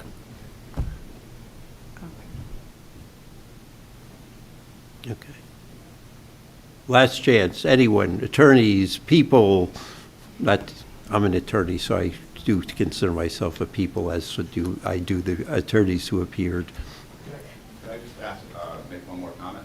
Yes. So, another basis for our letter was that there was a settlement order in the case. We think it applies here. I mean, there was terms of settlement that no further land use requirements would be imposed on Woodman Field project. We think it'd be a violation of that order to proceed here in any way. But even if the zoning board's position is that it's somehow not exempt by, or not bound by this settlement order, that leaves the township and Mr. Sharon, who are bound by it. So they're not in a position to enforce any kind of determinations that would be made by this board because they are clearly bound by the settlement order. Thank you. Mr. Hirsch, excuse me, I have a question. Yeah. Stop me if I go off the rails. Your point is that this board does not have any jurisdiction because it was deemed a school facility project. Correct. And what makes it a school facility project? The educational requirements that makes it a school facility project. The main thing that makes it a school facilities project is the DOE's finding that it was so. So the Department of Education made a finding. In our view, this board's got to defer to that finding. So what are the limitations to that? So just any, because my interpretation is that would apply to a class or some kind of educational instruction that's being done. Well, how does that apply to a baseball field? So I'm actually glad you asked that because, I mean, one, I think you know, this board has to defer to the DOE as the authoritative agency that applies this statute that it is charged with administering, right? But secondly, let's look at the statute ourselves, even if we're going to take their determination out of it and think for ourselves about why this is an educational facility under the statute. I provided in the exhibits, I don't know if you saw them, but there's a list of SDA projects that have been improved as school facilities project, and I highlighted in there a number of different projects that were deemed school facilities project. And I'm trying to find the place in my letter or in our letter where we pointed all that out. But there were I'm trying to remember, gymnasiums, there were weightlifting facilities, there were basketball courts, there were athletic fields. There's a whole list of other sort of projects that are more like physical education projects, that not just classroom projects. So even if you just are not going to honor the finding by the New Jersey DOE that this is a school facilities project, Woodman Field is very much analogous to many, many different school facilities projects that clearly have been designated so and funded by the SDA, which is the authority that does a lot of this funding. So it makes sense also as a matter of statutory construction that Woodman Field constitutes an educational facility. And Mr. Simon, to your question about what falls outside of it, I think the statute makes clear there's administrative offices, that falls outside school facilities because there's no students being educated in administrative office. Athletic stadiums is one of the things, there's clearly other facilities. There's no stadium here, there's an athletic field, and there's some other things that fall outside. But I think like, you know, a maintenance shed, that would be something that's BOE, but it's not an educational facility. That sort of thing is an other facility. But this field is very much like many other projects, as I said, gymnasiums and that kind of stuff, that have clearly been designated school facilities projects. And again, the main point, there's a finding by the authoritative agency here that's charged with administering the statute that this is a school facilities project. And everybody agreed that the consequence of that is that there's no authority on the part of this board to impose the kind of requirements that the residents are seeking in this appeal. So if it's a school facilities project, then you're saying the DOE is saying that local zoning doesn't apply? Correct. So as an educational hypothetical, if the school offered a shop class, auto mechanics, and they want to put in an engine dyno with all the pollutions and waste products, you're saying the zone has no authority? I think that's the consequence of a finding by the DOE that they can put in that shop class. I mean, I think the case law is, you know, really clear. And like I said, that was the whole crux of litigation, and the whole premise of the assertion of authority by the board in the first place is that this was an other facility. So, you're okay with that? I'm sorry? You're okay with that. So you live in Montclair, yes? Yes. So if they put that mechanic engine car class next door to you, you have no say? I have say before the Board of Education. I have say before the New Jersey DOE, but the local authority does not have the ability to impose the kind of like setback requirements on the use of that school facilities project. And the reason is, if you read the case law, the reason is the state has deemed school facilities to be very, very important. So that educational mission overrides the kinds of concerns that are being brought up here in the appeal, because schools are very important. Okay, so thank you. I can hear that. There's one point in the letter, point 10, this is in your letter, where the school facilities project may, and may is underlined, be subject to environmental assessment or environmental impact statement requirements of Executive Order 215. What does that require? How does that apply or not apply? So I know there is an Executive Order 215. I read it a few months ago. It might apply here to certain types of projects. Clearly under that statute it appears to, maybe, depending on how that reads. But that's not the subject of the appeal here, so I haven't addressed that in the letter. Because if you're assessing that decision is the authority, and there's a requirement in point 10 saying that it has to meet the requirements of Executive Order T15. If it doesn't, then that would apply that there is some other authority that has to make the approval or not. Executive Order, I'm not sure I follow the argument. My logic? Sorry.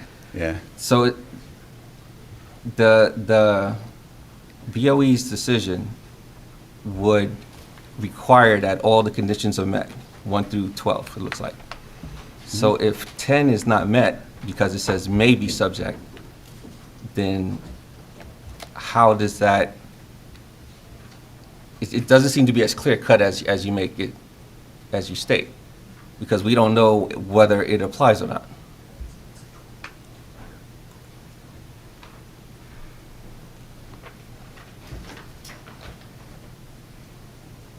I'm trying to find, so point 10, you're referring to the DOE letter of September 2022, or? Yes, September 1st, Okay. 2022.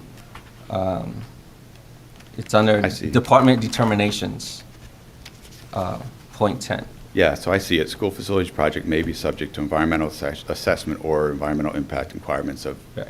I think that's just saying that even though this is a school facilities project, it's not contradicting the assertion that local zoning boards don't have authority to impose zoning requirements. It's just saying that this project is still subject to this Executive Order 215, whatever it says about environmental impact statements.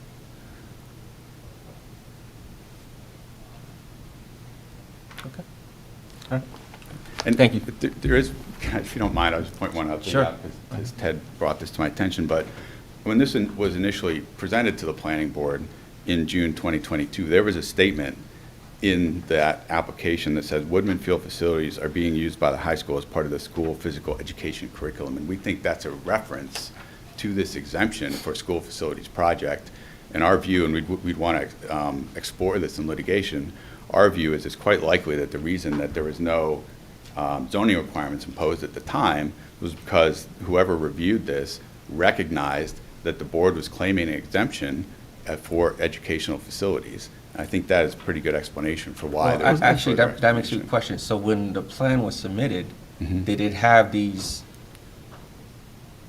I don't want to say violations, but did it meet all the requirements that would not have required any kind of zoning approval?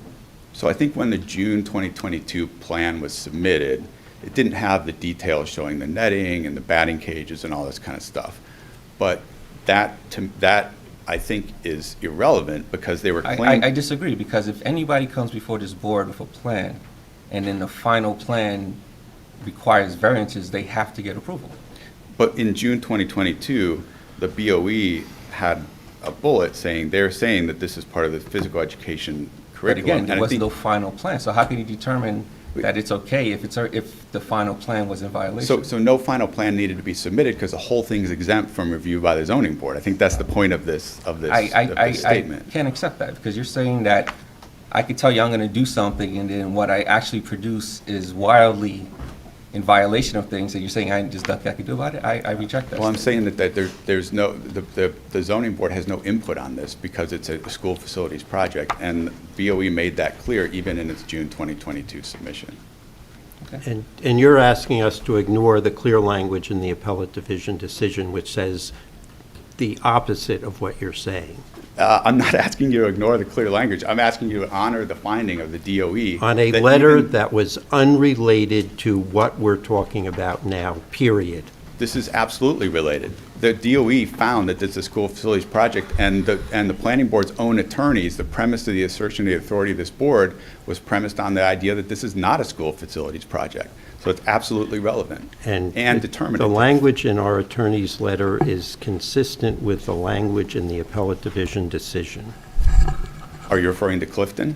Yes. The Clifton decision made clear that the zoning board has to defer to findings of the DOE, and that was the position of the planning board. On certain issues, and I will repeat, that case involved what was clearly a school facility. It was a school, and the zoning board heard the use variance application not once, but twice, and no one said They don't have jurisdiction. Was that the planning board or zoning board? No, it was the Zoning board. The use, that was a non-permitted use.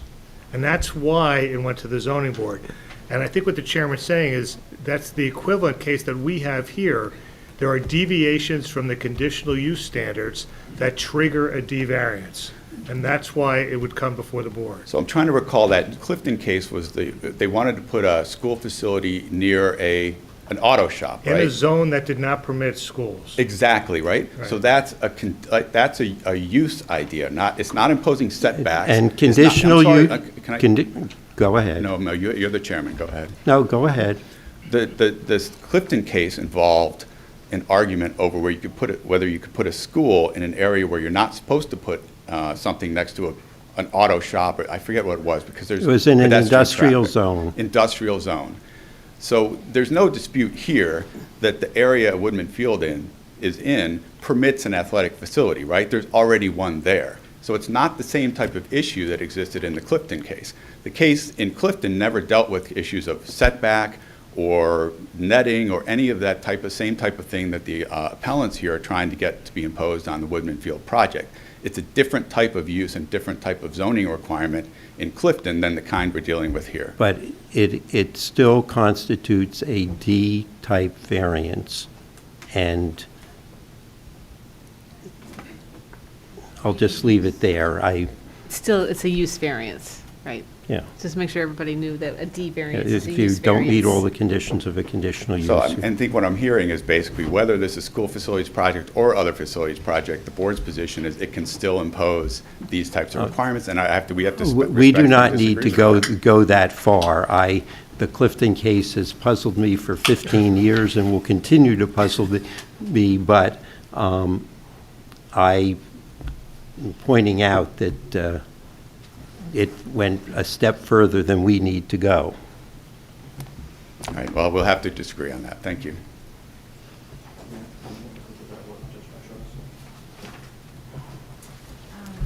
Just state your name again, please, for the record.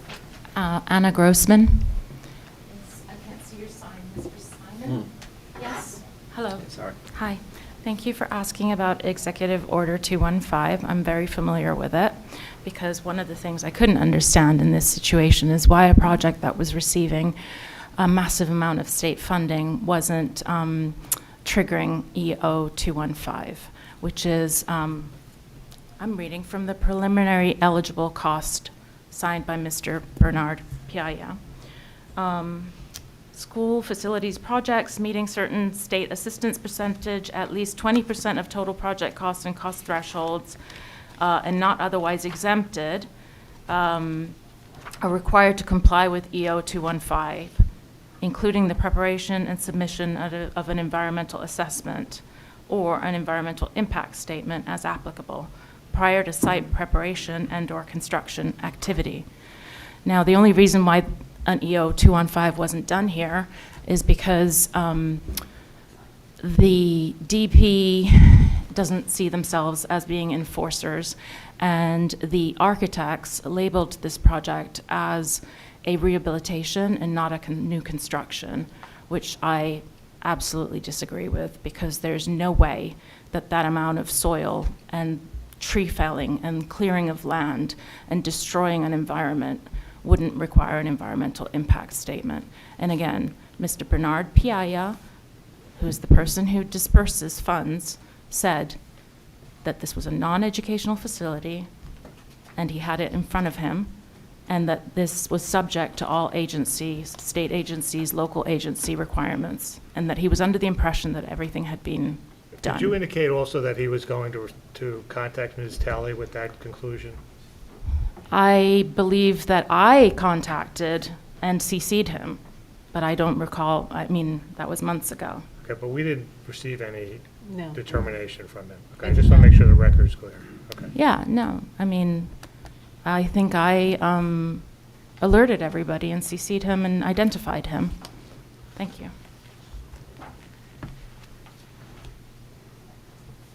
Mr. Boland, did you want to comment further? Or I'm not encouraging you to. Yeah, Mr. Boland, if you said no, you don't need to stand up. That's fine. I've forgotten this gentleman's name, but it's a point of view These were exactly the things that were brought up in the case that Judge Petrillo was looking into with the injunctive relief. So all those arguments are in there, as is his point of view, which was it was not confirmed an educational facility at all. There wasn't a strong enough argument for it to be confirmed as an educational facility. Yeah, I'm not sure they got that far, but go ahead. Yeah. And Mr. Boland, I thought there was comments that the group that Mr. Clemente was representing in the litigation was different than your group, but you said we.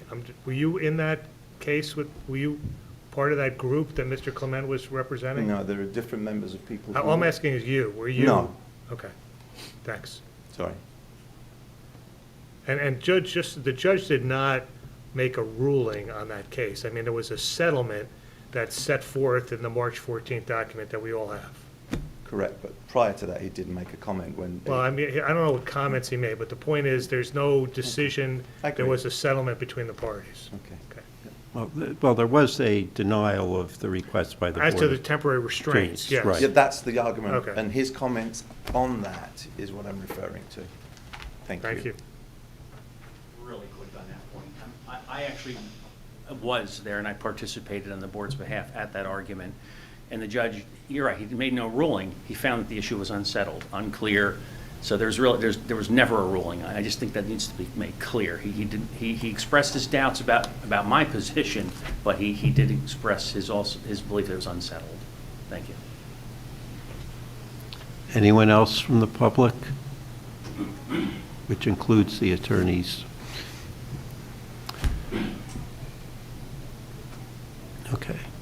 So we discuss. I'll start. Unless, Mr. Sullivan, do you have any? No. Okay.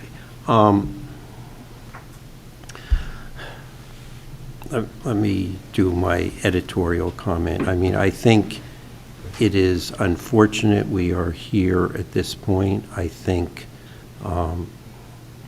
this could have and should have been resolved much earlier.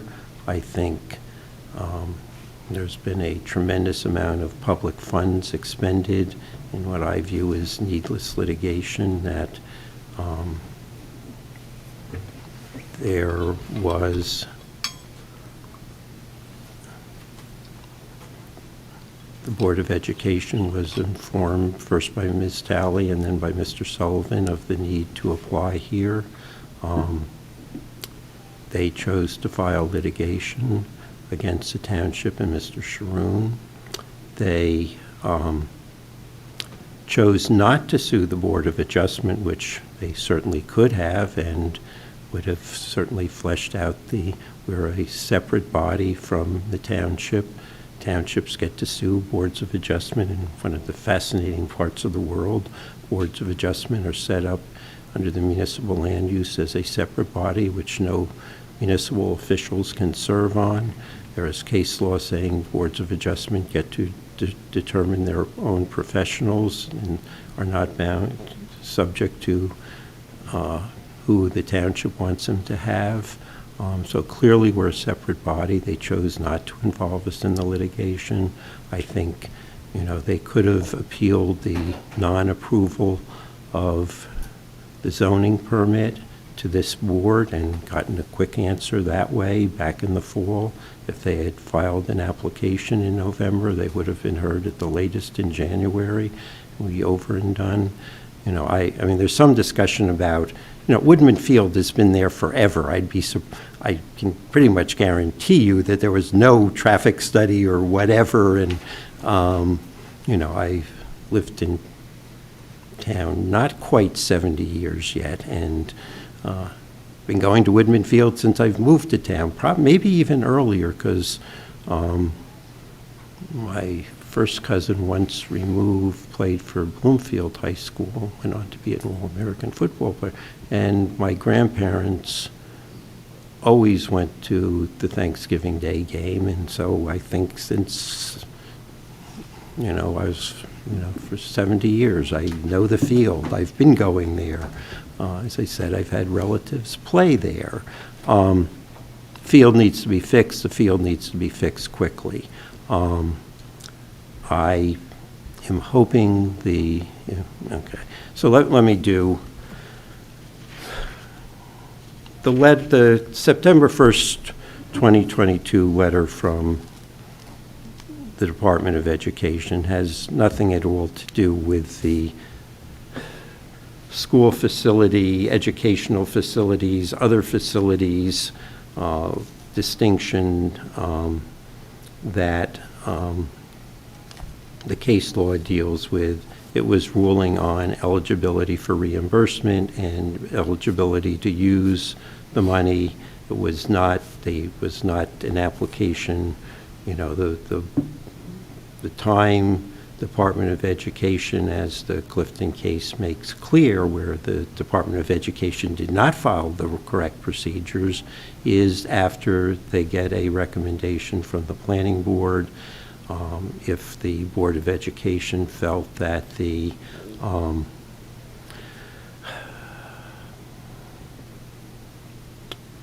facility was in fact a school facility, they would have had to have applied to the planning board for the courtesy review that's provided for in the municipal land use law. They did not do that. The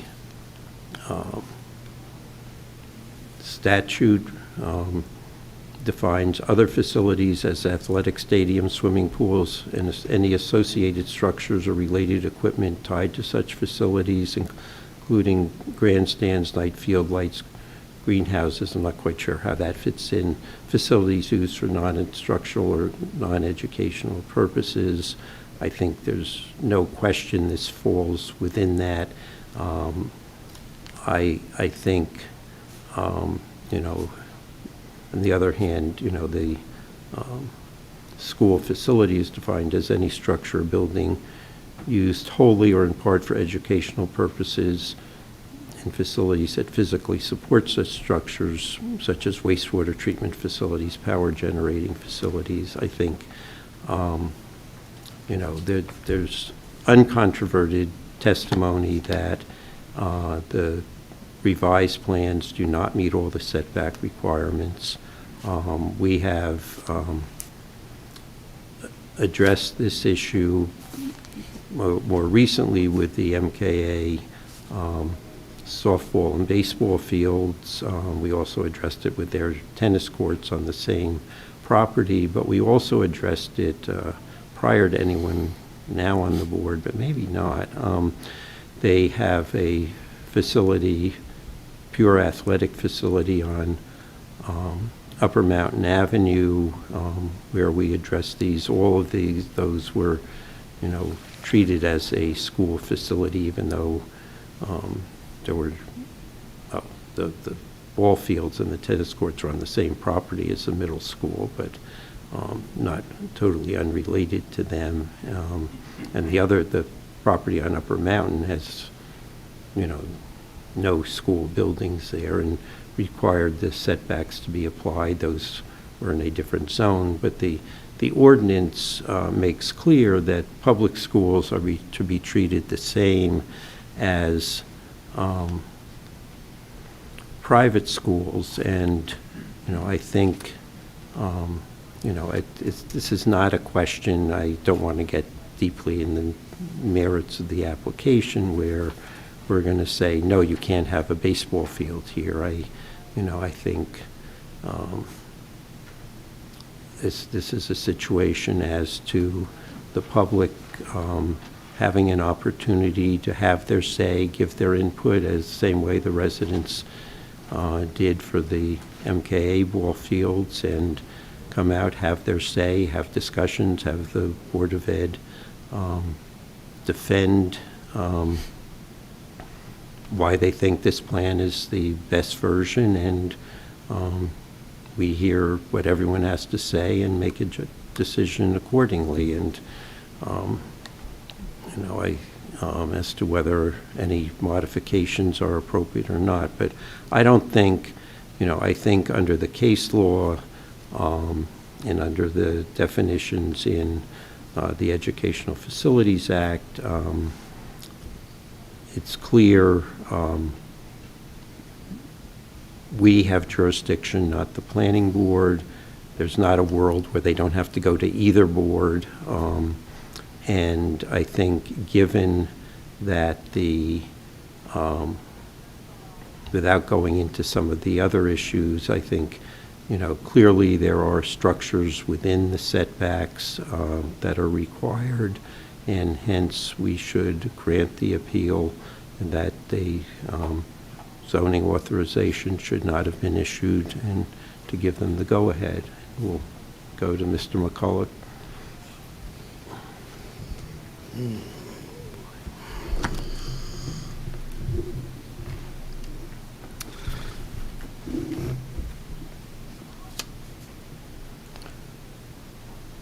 Well, I think based on the testimonies that have been given, and the legal counsel, and the perspective of the chair, I mean, clearly this is an issue of jurisdiction. And there's a part of me that acknowledges that a playing field is a school facility. It's an educational facility. And so it stands to reason that there would be, that they would hold jurisdiction over that use. The question that continues to sort of stir inside of me is whether or not that would be exclusive. And that's, I think that's the impediment that I can continue to run up against, and I don't see that exclusivity. To me, it seems as though this would be another facility, meaning that it is a facility where the primary usage would be related to the educational establishment, but it still is subject to the public and to the public usage and the public's interests.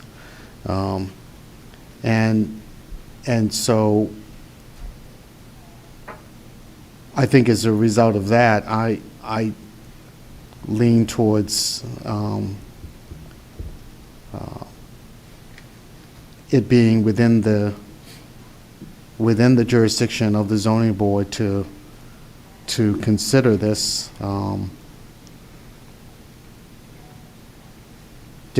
in greater detail. So I think I would also agree that the appeal would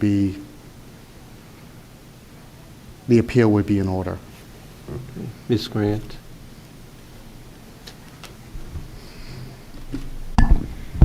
Okay, so I have a few things to say.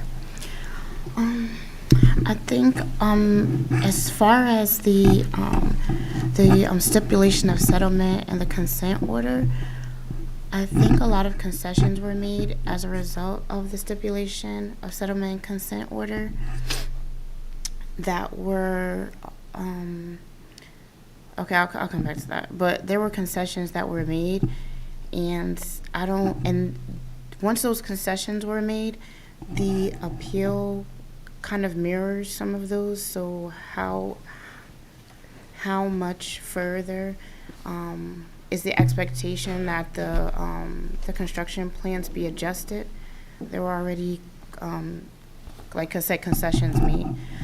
The existing field had a black chain link fence. I remember it had just a black chain link fence, and the improvements are a retaining wall and landscaping, which is, to me, an improvement to what was existing there, and that should be considered. That's an improvement.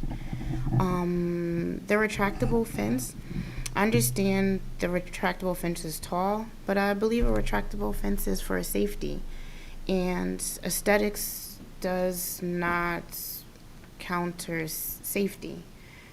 I mean, like, physics and gravity dictate the need for the retractable fence. So if you continue to push the retractable fence closer to the baseball field, obviously the ball is hit and it goes high. So then it can, go over the retractable fence. There's planning going involved in the retractable fence and the need of it. As far as parking, I feel like parking is a separate issue. The reason why I feel that way is because, as Ms. Talley stated, the use of the field didn't change. It's still a field, and there's going to be a parking need for people to come and just in a practical sense, it's a field for the community and for the school and for the students. And people want to come and see people play baseball. They need a place to park, and that doesn't change. There's other sports that happen there, and people need a place to park. So that to me, that being added into the being added is almost just adding just to add, because to me it doesn't feel to be an issue. The issues discussed in the stipulation of this settlement mirror the points in the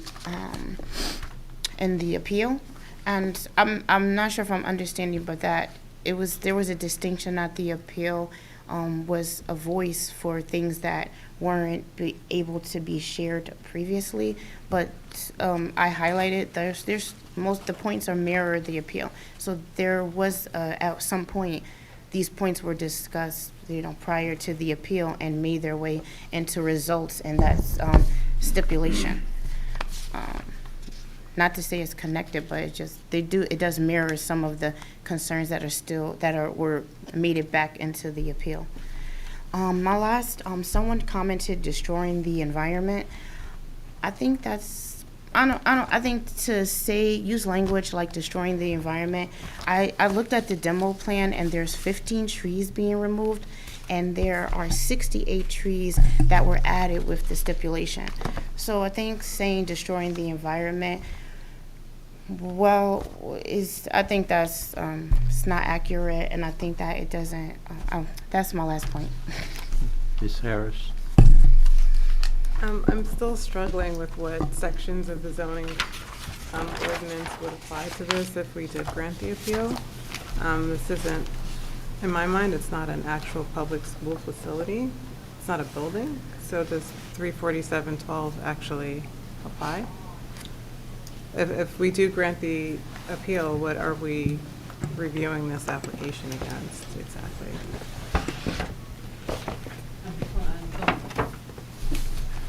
I'm pulling up that section of the code. No, this is the P public zone. So permitted uses, public buildings, of which this is a public building, so of course it's a permitted use in the P public zone. 347-98. I guess here's standards and requirements for public schools or elementary and high school grade shall be the same as specified for private schools. No specific requirements are established for other public uses, but planning board site plan review shall take into account the adequacy of setbacks from adjoining buildings and areas of off-street parking and provision for traffic circulation, and of landscaping and screening from residential areas. So no, it doesn't distinguish between fields and public schools in our zoning ordinance. I think that area of question has to do with state oversight. Well, I mean, we've got questions about, the setback of fences. What is the required setback here? Is there any? I think I would apply the setbacks for outdoor play areas under the conditional use requirements for schools, which fall under the section that's quoted in the P zone, 347-12. That's where it says the only setback is the 50 feet. Yeah, I struggle with that. Okay. I reserve judgment for the moment. Okay, Mr. Simon?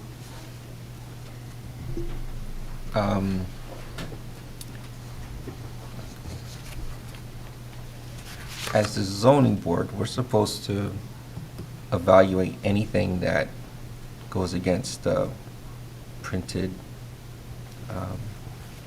printed zoning rules. I don't see how any project, school or otherwise, can knowingly violate any of the zoning rules and it not at least be presented to the zoning board. I think for that reason alone that it has to come before the board, so. And regarding your question, it's 347-12, which says, all outdoor play areas shall have a minimum setback of 50 feet. That's pretty clear. Well, From- it's in relation to public, private school. It's not, this is a standalone facility. There's no public or private school within the vicinity of this field. But if they're saying it's part of the school, as a school facility, then, but if that's their argument, if they're saying it's part of the school facility, then they have to be in agreement with all the other rules regarding a school facility. You can't just pick and choose one and not the other. I don't think this section applies to this project. Okay. But then aren't you saying it's not a permitted use because it's not a school? No, I mean, there's other public uses allowed in the zone. There's just no bulk requirements attached to them. It's not that it's not permitted, it's just that our ordinance just does not. But I mean, they can't, you can't use the argument that, not you, I'm just saying, you can't use the argument that it's a school facility and then say, but it's not a school when it comes to the rules. Well, listen, I think they need to appear before the zoning. Well, that's the only question I had, right? Yes, That they need to come forward. But when they do, what standard are we applying to this? I'll deal with that when they make their case. I think, and to somewhat deal with Ms. Grant's, the residents who are appealing were not party to the settlement. It's not, I think the Board of Education did make a number of positive steps to improve the plans, but the question before us is whether the residents' appeal saying they're not meeting the standards, we very well may, at the end of the day, say, we're happy, no further conditions, we think this was a good settlement, there's nothing they could do to improve it, or we may listen to the residents and say, oh, okay, you should move this 5 feet over, something like that. I mean, that's, what we do in hearings, and, I think, I'm not prejudging how I'm going to rule, because I haven't heard any testimony as to, I am sure the Board of Education will present witnesses explaining and justifying why things are where they are and why they need to be within setbacks. And I'm sure the residents will say, if you did this, you could, either meet the setbacks or you could get them at least further away. I mean, that's, when we did the ball fields for MKA, I mean, that's the input. I mean, and part of the discussion is the netting to protect people against foul balls, and we had lengthy discussion on that from both MKA and the neighbors as to where, how, and to do it. And but I think that's for them. The question is, do they need variances? I think, there are a bunch of issues we're going to have to address, and, I think, but I think, I think the question before us is whether the appeal should be upheld, and then the next step is what happens then. Mr. Vieira? I wasn't quite done. Okay, go. Yeah, so just going back to that, it's just, again, if, I think that any deviation from the zoning rules should become in front of the board. Actually, I lost my train of thought, so I yield. Yeah, Thank you, Mr. Simon. Mr. Chairman, I'll try to be very brief. Right now, I'm leaning more towards granting the appeal on the principle of allowing the public to have a say. Based on the evidence that I've heard today, it feels that there's a group of people that have not been heard, and I think that should be considered. I don't necessarily have issues on the 3 points.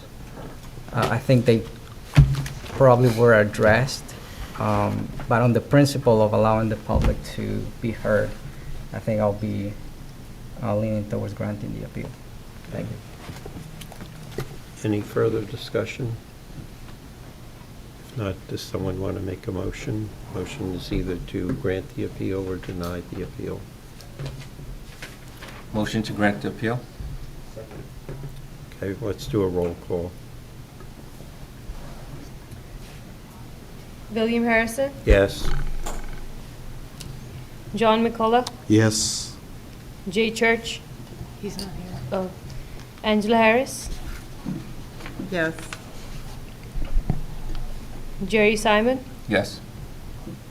Sebastian Vieira, Yes. Ms. Grant? Jamina Grant, Yes. The appeal's going to apply, save everyone money, get it done quicker. The kids deserve a field. It's my real view, and have it in place by next spring or late winter when practices start. It's, you know, you need the field, and let's not spend a lot of money in court. That's my urging to you. Okay. And motion to adjourn. Wait, are we, the May 7th, whatever date it is, meeting, are we? May 5th, isn't it? No, May 1st. May 1st. May 1st. We have applications, we're meeting. Yeah. Okay, that's why, We okay, have 400 Orange Road. okay.